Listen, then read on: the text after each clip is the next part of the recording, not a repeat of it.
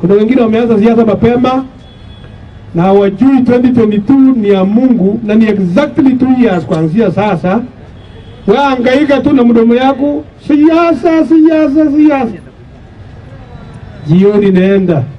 Siasa usiku na kuizia. Alafu maisha inaendelea tu. I want to ask my people, noise kwanza ile ya Nairobi wanakongana mpaka hata Jubilee karibu na kufa. Wanajiita tanga, wengine wanajiita kieleweke. Hata kanuni yangu ndio kukuja kukamata kidogo wanajiita third fools. Kanuni tu lakini wamekamata ati third fools. Hii namba 3 ya wajinga wanataka majirani. Bwana, biashara hiyo wacha tufanye kazi. Kiongozi wa nje anaitwa Uhuru Kenyatta anatakana apewe nafasi yake na tumsaidie. Lakini sasa kila mtu mdomo pande hii, wengine mdomo pande ile. Wengine huko, wengine huko. Wengine hata wana kila siku mbuzi na kufa huko nje. Hata tunaenda kwa Jumamosi. Kwanza kesho ni Jumamosi. Tarehe 22.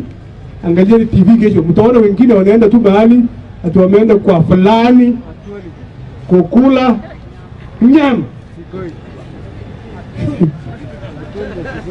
Ingawa mbuzi watamu kabisa inatoka West Pokot, lakini si nafasi ya kukulia mbuzi yangu siasa.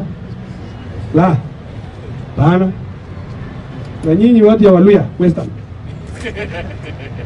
Western nasumbua sisi kila siku TV.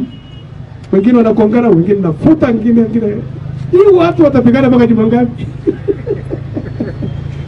Siasa mbaya, maisha mbaya.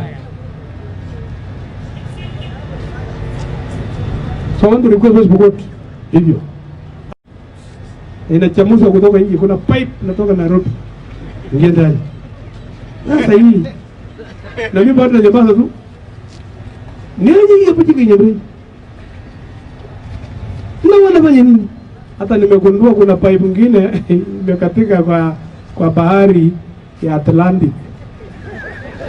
Deputy Governor yangu alitoroka na kumbe sikujua pia hako na pipe, lakini pipe sasa imemezwa na maji. Nje Atlantic. Please tuheshimiane. Kiona mimi nanyamaza si kwamba siwezi hii. Ngojane mpaka wakati huo. Na by the way I want to request. Kuna watu wanamechukia hii kitu inaitwa handshake sana West Pokot. Hawataki.